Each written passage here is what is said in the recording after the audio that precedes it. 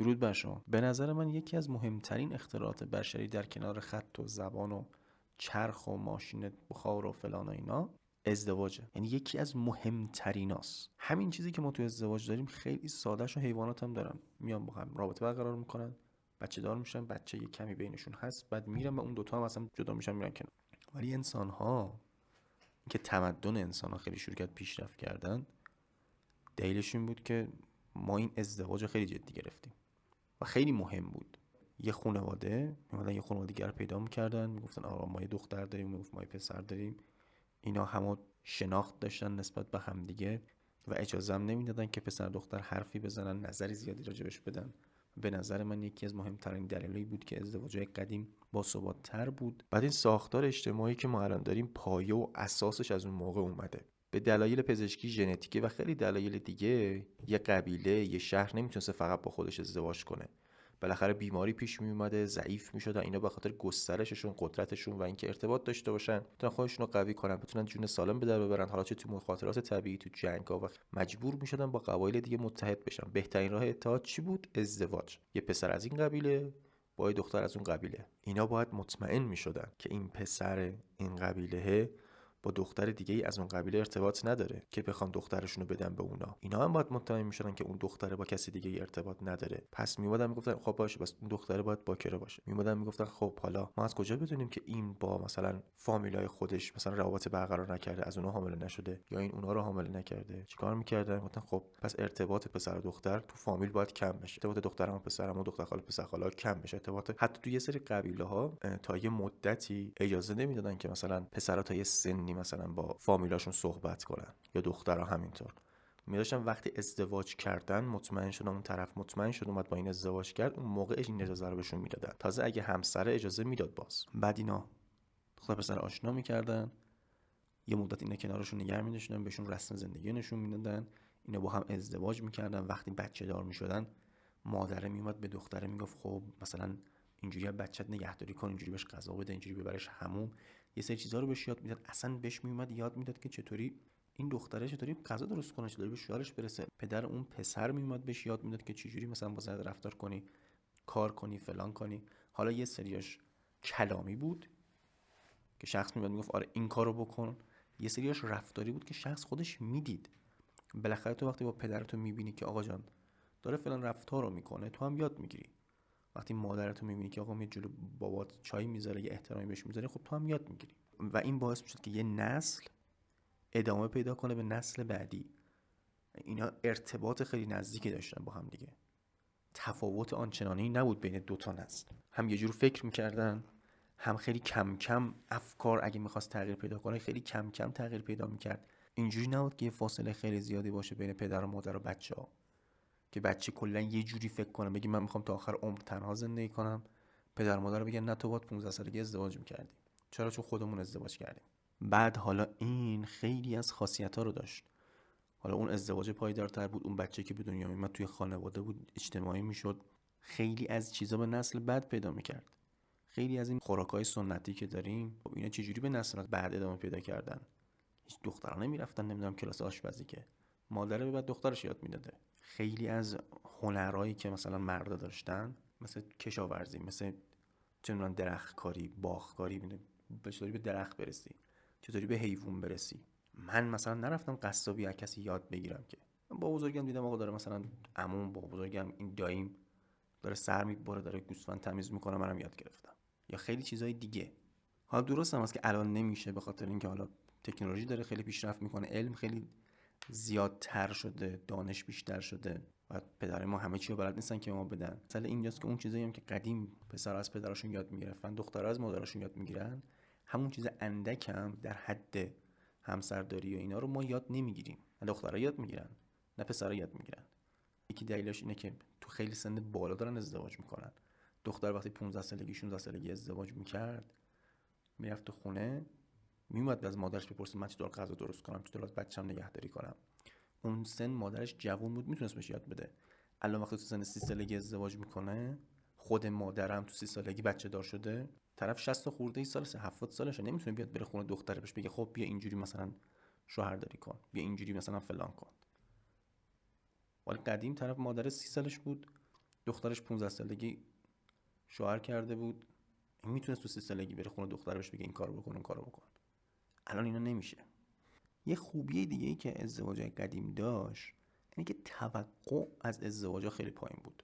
یعنی هیچ کس نمیگفت من ازدواج میکنم که خوشحال بشم. همه میدونستن ازدواج شهر بازی نیست.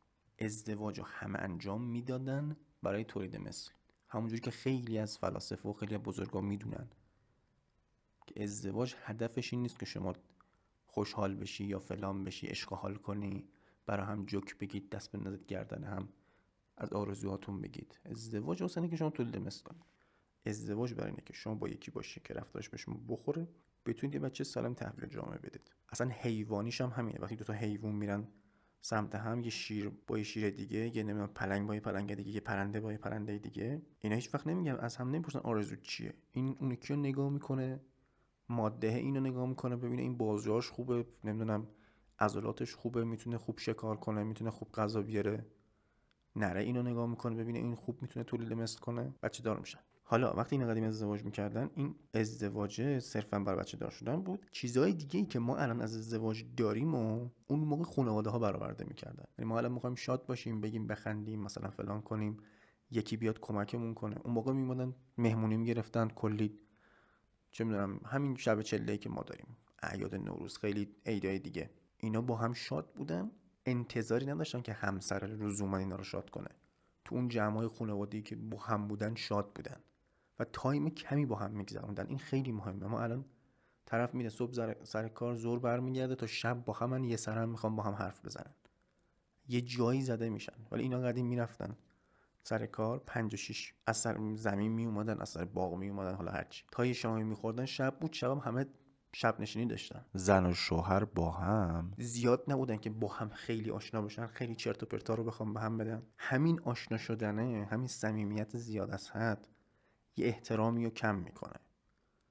شما هیچ وقت با کسی که چه میدونم بهش احترام میذاری شروع نمیکنه قلقلک دادن.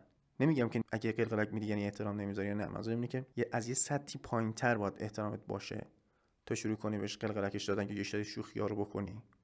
بعد اون شوخی هم که کردی، اون احتراما رو هی کمترش، ناخودآگاه اینجوری پیش میاد، چون هی شروع میکنی باش حرف زدن، راجع به همه چی بهش میگی، راجع به همه چی بهش فکر میکنی، اون احترام میاد پایین، انتظارت فرق میکنه راجع به اون شخص. قدیم اینجوری نبود. حالا الان چطوری شده؟ اولا که دیگه خانواده انتخاب نمیکنن، این یه مسئله است. خانواده وقتی انتخاب میکردن فکرشون خیلی عملگرا بود.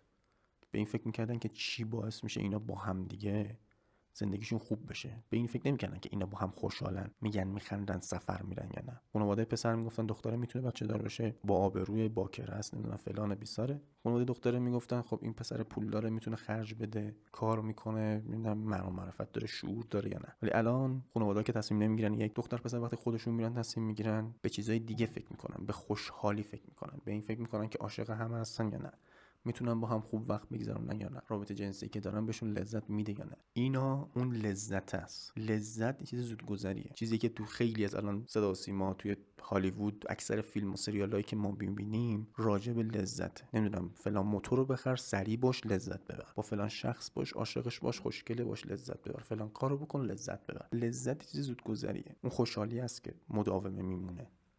هرچی هم لذتت بیشتر باشه خوشحالیت کمتر میشه، چون 2 دقیقه جوک میشنوی خوشحالی تموم میشه. پس دید ازدواجای الان آینده نگری نیست، عملگرایی نیست، دیدش لذتیه. همین هم هست که چند سال ازدواج میکنن، اولش لذت داره، بعد کم کم مشکلات میاد. گاهن مشکلات هم نیست، یک نواختیه. این میره سر کار، یا حالا جفتشون میرن سر کار، میان خستن، یه غذایی میخورن، میخوان بخوابن، هر کی تو گوشی خودش کار خودش رو میکنه. یا مثلا اون میره سر کار، میاد این یکی تو خونه است، حس میکنه این باید دورش بگرده مثل اوایل، در صورتی که اینجوری نیست. اون یک نواختی باعث میشه خسته بشن.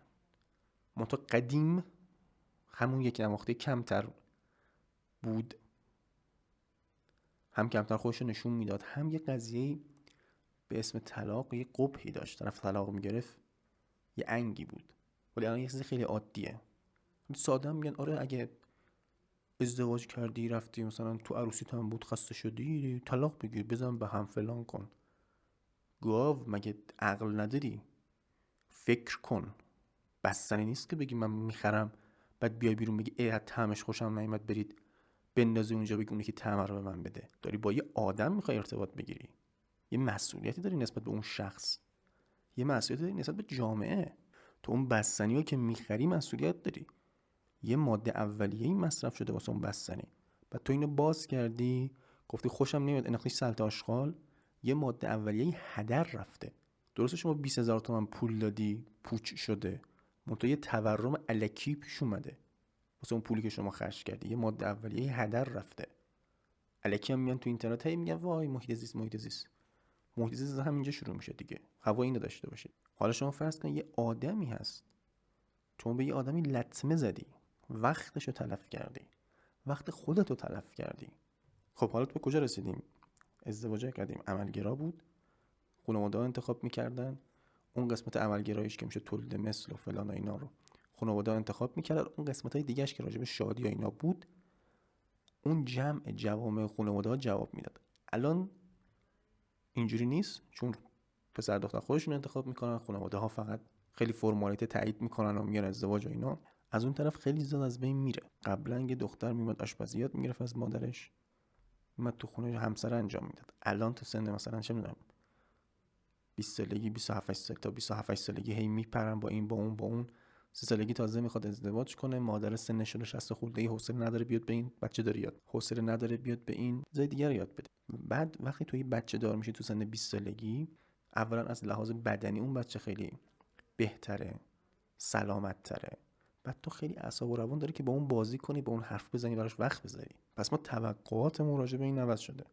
قدیم توقع عملگرایی بود، الان توقع ما شده شادی، که اینم اشتباه. خب حالا پس ازدواج مهد کودک نیست، ازدواج شهر بازی نیست، صرفاً برای تولید مثل شما که انتخاب کنی که باش بتونی بچه دار شی، بتونی بچه رو باش به دنیا بیاری. همین. اینکه من با این شادم و من با این خوشم میاد و فلان و اینا نیست.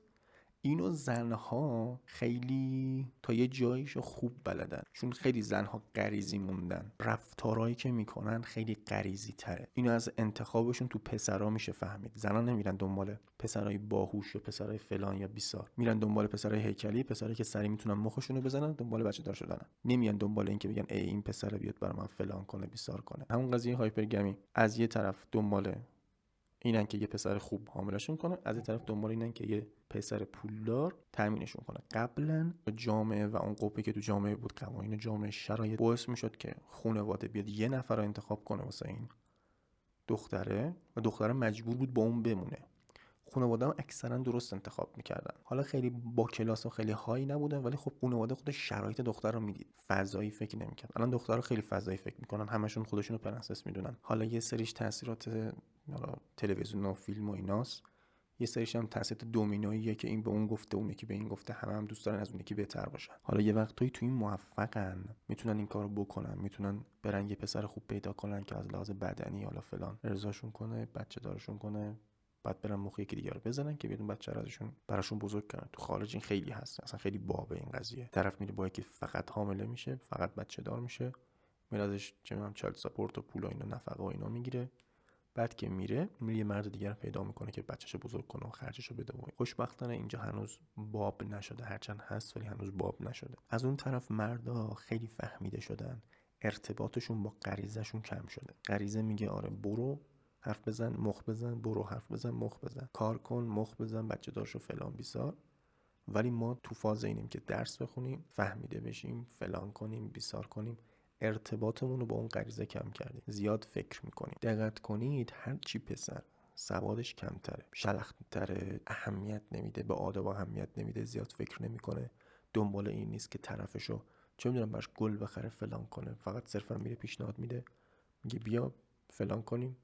همون طرف میتونه با یه پفک طرفو ببره رشت ویرای شمال. بعد اون پسر که زیاد فکر میکنه دنبال اینه که خوشحالش کنه، براش کادو بخره فلان کنه، تهش هم باید 1000 تا سکه بندازه با کلی عروسی و 2-3 میلیارد خرج اینا ببرتش خونه. همون دختری که با یه پفک رفتاره این باید با این همه خرج ببره. خب حالا چیستی ازدواج که مشخصه، راجبش صحبت کردیم، همه اینو میدونن، کوچیک یا بزرگ، ازدواج واسه بچه دار شدن. ولی اینکه حالا چرا اینجوری شده، یه قسمتش اینه که جوامع پیشرفت کردن، پیشرفت تکنولوژی و شبکه‌های اجتماعی اینا باعث شده. یه بخشش اینه که حکومت‌ها دیگه به خانواده‌های خوب و قدرتمند و که بتونن بچه‌های خوب تربیت کنن نیازی ندارن. یه زمانی بود یه قبیله به خاطر اینکه بخواد پیشرفت کنه، قبیله بعد تو جنگش با قبیله بعد پیروز بشه، نیاز داشت پسرای قدرتمند داشته باشه. به خاطر اینکه پسرای قدرتمند داشته باشه باید دخترای خوشگل می‌داشت، دخترای باکره که این پسرا اونا رو بخوان. به خاطر اینکه پسرا بخوان تو جنگ پیروز بشن، باید این دخترا باکره میموندن، خوشگل میخوندن که اینا بتونن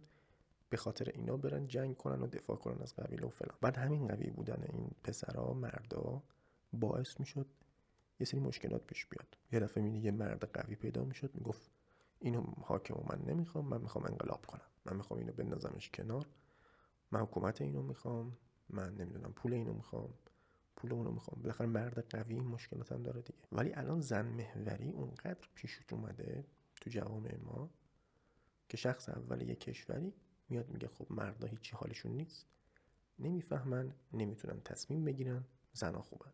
من این 3-4 ساله مثلا به فیلم ها دقت میکردم، میدیدم توش چقدر مثلا به مردا تیکه میندازن و چقدر مردا خار میکنن توش. بعد الان میان فیلم های مثلا 15-16 سال پیش و مثلا 20 سال پیش و مثلا میان نگاه میکنم، سریالاشو میذاره تو این شبکه چیه، تماشای چیه، بعد میبینم اینا از قدیم اینجوری بوده، اینا خیلی وقتا که دارن این حرکت رو میزنن. این که الان خیلی دخترها پسرها رو آدم حساب نمیکنن، تو ذهنشون پسرها احمقن، پسرها تو ذهنشون دخترها فاحش و خرابن، اینو تلویزیون اینجوری کرده. تا وقتی یه زن و مردی دارن توی تلویزیون نشون میدی، توی فیلم نشون میدی که چه میدونم مرد احمقه، هیچی بارش نیست، زن باید اینو بگیره، خب انتظار داری چی میشه؟ دختر اینو نگاه میکنه میگه خب مردا همه احمقن، من خرم برم با اینا ازدواج کنم تو 15 سالگی، میرم تا 30 سالگی با اینو اون عشق و حال میکنم، میرم ویلای رشت، بالاخره یه خریم میاد منو میگیره. دقیقاً هم همینجوری میشه. طرف با 4 تا پسر میره ویلای رشت، عشق و حالشو میکنه، بعدش ازدواجم میکنه. هر کی هم بهش میگه تو اینجوری فاحشه‌ای، میاد میگه نه این مال 4 سال پیش بود، من خیلی پاکم، من خیلی فلانم. من نمیدونم اینکه مثلا بگی مال 4 سال پیش بود مثلا درستش میکنه، یعنی چی؟ مثلا من اگه 4 سال پیش یکی رو کشتم، الان مثلا دیگه قاتل نیستم؟ خیلی عجیبه. پس حکومت‌ها دیگه نیازی ندارن که حالا مردا قوی باشن یا زنا خوب بمونن. اونا صرفا بچه‌شون رو میخوان، اونا صرفا این گوسفندایی رو میخوان، این رباتایی میخوان که کاراشون رو انجام بدن. شاید هم یه چند سال دیگه بگن خب ما دیگه شما رو هم نمیخوایم، ولی صرفا قدرتشون الان تو اینه که میگن مردا احمقن، زنا فلانن، اینا رو بندازن به جون هم. در هر صورت غریزه باعث میشه که اینا با هم بچه دار بشن و اون بچه به وجود بیاد و بره تو جامعه کار کنه، کارهای چه میدونم، یکی آشغال رو جمع کنه، یکی بره تو این شرکت کار کنه، یکی بره تو ارتش، یکی فلان کنه. بالاخره کارهایی که حکومت میخواد انجام میدن و انجام هم میشه. مثلا اینه که اون قدرت دیگه نیست، دیگه اون مردای قویه به وجود نمیاد. و اصلا انگار هدفم همینا. شما نگاه کنید 365 روز سال 366 روزش روز زنه. بعد میری میبینیم نمیدونم بودجه فلان جا داره داده میشه که به زنا کادو بدن، بودجه اونجا داره داده میشه به زنا کادو بدن، بودجه اینجا صرف چه میدونم فلان جشن میشه. میبینی مثلا همه سازمانا دارن به زنا چه میدونم مرخصی فلان میدن، فلان پاداشو میدن. بعد روز مرد یه روز تو سال اونم هیچ کی اهمیت نمیده. حالا کاری به اینش ندارم، این که دلیلش اینه یا نه مهم نیست. صرفا خواستم اینو بگم که ازدواج اینجوریه، توقعتون بالا نباشه. حالا اگه قرار ازدواج کنید و میخواید ازدواج کنید، توقعتون از ازدواج نبرید بالا. ازدواج نه شهر بازیه، نه مکان آرامشه، نه برای عشق و حال. هیچ. ازدواج برای اینه که شما یه آدم پیدا کنید که نقطه ضعف‌های شما رو نداره، میتونید باش مثل آدمیزاد زندگی کنید و با هم بچه دار بشید. اینجوری نظر منه. حالا نمیدونم نظر شما چیه، دوست دارم نظرات شما رو بدونم، کامنت کنید برام. یه چیز دیگه، یکی از دلایلی که ازدواج‌های قدیم خیلی بهتر بود این رازآلود بودن مرد و زن برای همدیگه بود. اینکه اکثر مردا یه زن رو ندیده بودن، یه رابطه با زن تجربه نکرده بودن، نهایتش به ننشون یا به خواهرشون سلام داده بودن. خیلی هاشون هم بودن که مثلا میدید مثلا طرف 5-6 تا برادر داشت، 3-4 تا خواهر داشت، اونا اونور میخوابیدن توی اتاق، اینا اینور یه جا، صبح بلند میشدن میرفتن سر کار، برمیگشتن با این دفعه 17-18 سالگی بهش میگفتن بیا فلان زن توئه، برات تو گرفتیمش. بعد اون رازآلود بودنه خیلی خوب بود. اینا خیال میکردن مردا خیلی خوبن، مردا خیال میکردن زنا خیلی خوبن. وقتی هم با هم ازدواج میکردن هیچ چیزی نداشتن برای مقایسه کردن. ولی الان اکثریت با یه مرد یا با یه زن رابطه داشتن، اگرم نداشتن اونقدر توی اینترنت حالا فیلم‌های چیز دیدن یا فیلم‌های عاشقانه دیدن، خیلی چیزا برای ارتباط، خیلی چیزا برای مقایسه دارن، خیلی آدم برای مقایسه دارن که حالا تو ارتباط تو چرا این کار نکردی، تو چرا اون کارو نکردی. اینجوری حس نمی‌کنم هیچ وقتی ما بتونیم اون ارتباطایی که قدیمی‌ها داشتن داشته باشیم. حالا شاید خوب باشه، این شاید بد باشه، نمیدونم. این دفعه خیلی حرف زدم. نظراتتون راجع به این بگید. میخواید ازدواج کنید، نمیخواید ازدواج کنید؟ به نظرتون ازدواجای قدیم چه خوبیایی داشت که الان نداره، چه بدیایی داشت؟ ازدواج جدید چه خوبیای بدیایی داره؟ اصلا ازدواج سبکش تغییر کرده نکرده یا همونه؟ صرفا اون ظاهرش فرق کرده و این همونی بوده که هست. همین دوستان نظراتتون رو بدونم. تا درودی دیگر، بدرود.